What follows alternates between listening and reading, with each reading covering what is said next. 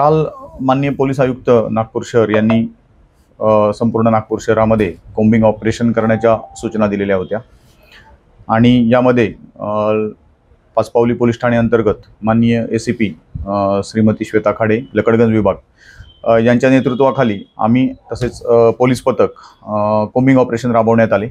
यामध्ये पायी पेट्रोलिंग करत असताना नंदगिरी रोड पाचपावली हा जो भाग आहे त्या ठिकाणी एक ऋतिक उर्फ सोमेश विलास पराते हा इसम दोन ग्राहकांना काहीतरी नशाकारक पुड्या अंमली पदार्थ विक्री करत असल्याचा दिसून आलं।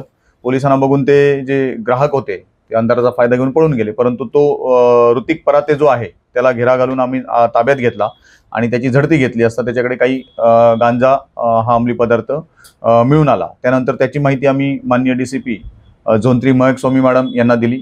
त्यांनी त्याबाबत योग्य त्या कायदेशीर कारवाई करण्याच्या सूचना दिल्या। त्यांच्या मार्गदर्शनानुसार त्या ठिकाणी 2 पंचांना बोलून त्याची संपूर्ण अंगझडती घेतली। त्याचप्रमाणे तो ज्या दुचाकीवरून त्या ठिकाणी उपस्थित होता तर त्या दुचाकीची देखील झडती घेतली असता त्याच्याकडे एकूण सुमारे 388 ग्राम हा गांजा 6400 रुपयाचा मुद्देमाल मिळून आला।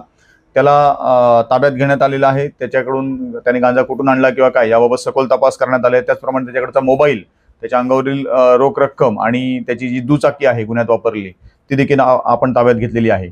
हा जो ऋतिक उर्फ सोमेश विलास पराते आहे याच्यावर सन 2018 पासून भारतीय हत्यार कायद्याप्रमाणे 3 गुन्हे दाखल आहेत। त्याचप्रमाणे अटेम्प्ट टू मर्डर आणि दुखापत करणे असे 2 गुन्हे दाखल आहेत। त्याचप्रमाणे गेल्या वर्षी गांजा विक्रीबाबतचा देखील एक त्याच्यावर गुन्हा दाखल आहे। रेकॉर्डवरचा गुन्हेगार आहे आणि या कोम्बिंग ऑपरेशनमुळे आम्हाला ही कारवाई करणं शक्य झालेलं आहे।